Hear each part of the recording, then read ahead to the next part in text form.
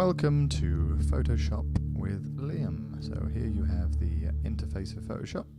At the top, if you go to File and Open, it will bring up your normal windows. You can then find your photographs wherever they may be. So click on Computer, click on your USB or wherever your photos are saved.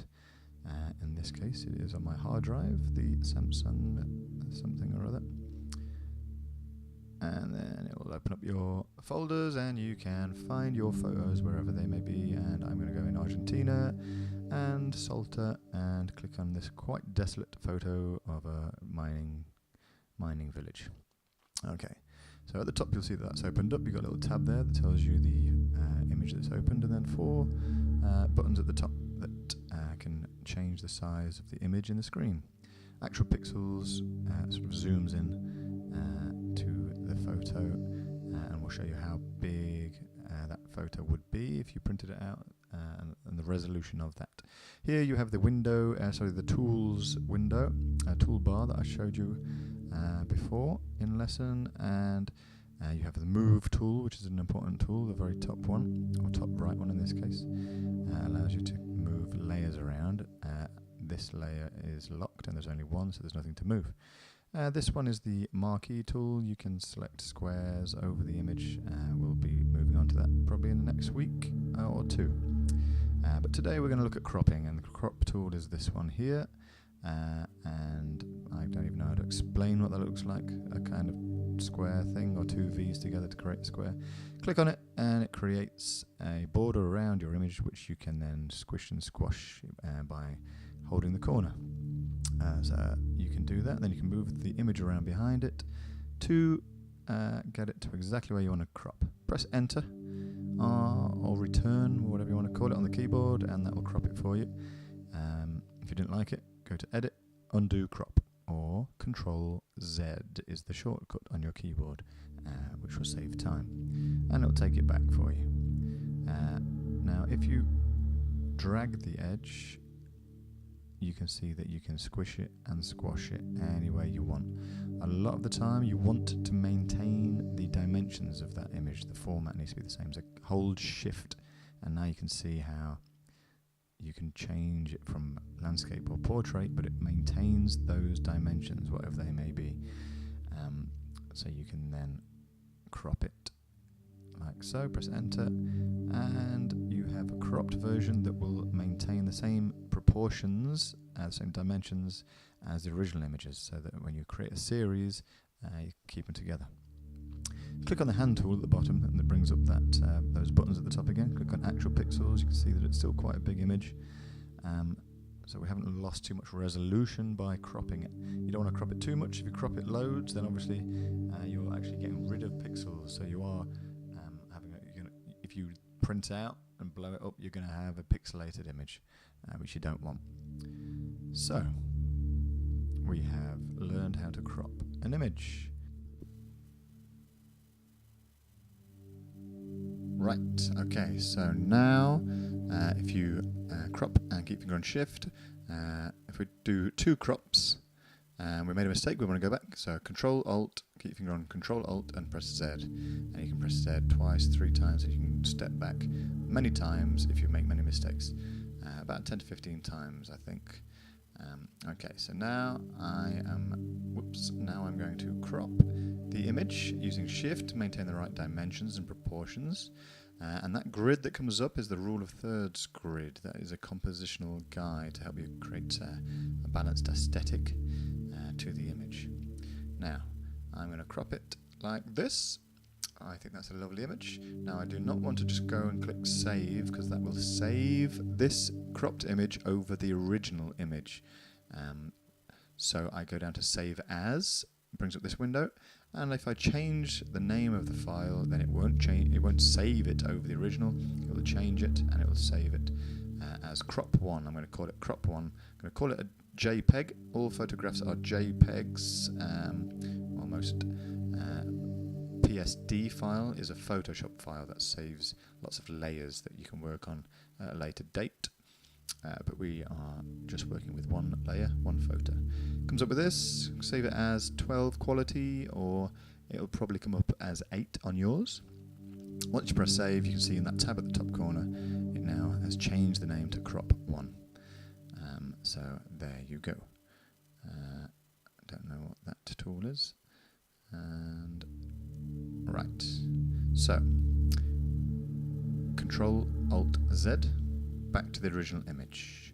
Crop tool, Shift, and let's try to use that rule of thirds grid to create a more interesting aesthetic, a more balanced image.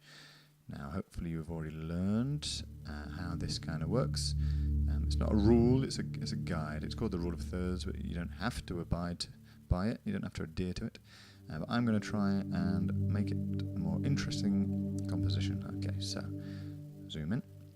Now hopefully your eyes are led around the image, and hopefully you know where you're meant to be looking. Hopefully you are all now looking at this area here with the 2 figures and the washing line and that front house. Why are you all looking there, you ask? Well, hopefully that is because I have aligned it up with the rule of thirds. So if I crudely paint on where that rule of thirds guide may be, so you have your 2 horizontal lines and your 2 vertical lines dividing the composition into thirds. Now where those lines intersect, where they cross over, especially here, that they are kind of power zones, if you will. So that crossover point is where those 2 figures are, so hopefully that is why you're all looking there, and if you're not, oh well. But it's a good thing to do. So I will now go save as. I don't want to save it over the crop 1 that I've already saved, so I'll call it crop 2. Okay, done. Look at the tab at the top, it's now changed it to crop 2. Superb. Okay, so now if I go to File and Open, you'll see that you've got the original image there, and you have crop 2 and crop 1 separate saved files. Hurrah! Success. Now, we've learned how to crop. Now we're going to go into Image Adjustments, and you will see a whole menu of adjustments that we can do. If I click on Desaturate, you will see that it makes it black and white, desaturates the colour out of it.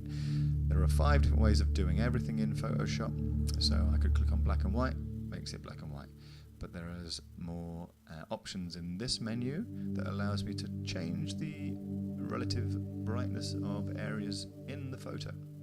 So you can see that changes the whites. So you can still change the colours of the image, which would therefore change how it would look in black and white. So you can see that you can just slide these sliders, have a play around, see what looks right. High contrast black and white images often do look very good. But I am also going to try image adjustments and hue and saturation. Okay, brings up this menu. You can change the hue, which is doing that psychedelic disco roofs, and the saturation slider, desaturate it, slide it to the left, takes the colour out. So again, ways that you can take the colour out. Save as. I don't want to save it over the crop because I want to save it as an edit, because it's now black and white, so I'll call that edit 1. So we'll now have crop 1 and edit 1, so you'll have a colour crop and the black and white crop. Control Alt Z, go back, and we're back to the original image. Now I'm going to go to Image, Adjustments, and where is it? Curves.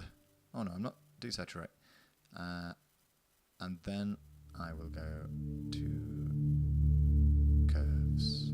Brings up this menu, brings up this graph.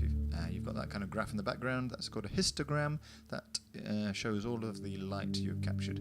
This horizontal line, if I do that, you can see what it does to the image. It raises the levels, the brightness of the whole image. Pull it down, makes it darker.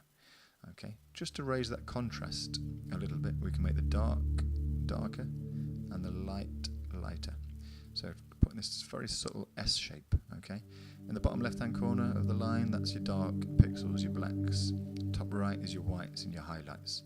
So you can raise the highlights, pull the darks down. This preview button here, excellent. You can see how that has affected the image, so you can go back to the original. Okay, let's have a look, play around. Original, edit with curves.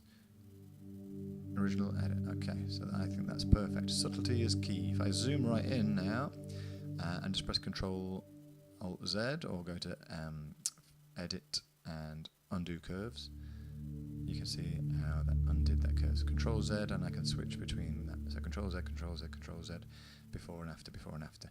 So you can see that just that tiny little amount can make all the difference. So I'm quite happy with that black and white edit now. So I will save as, you guessed it, Edit 2. So it doesn't save over Edit 1. But I won't do that because you know what you're doing now, and that is the basics: cropping and turning black and white and using curves basically.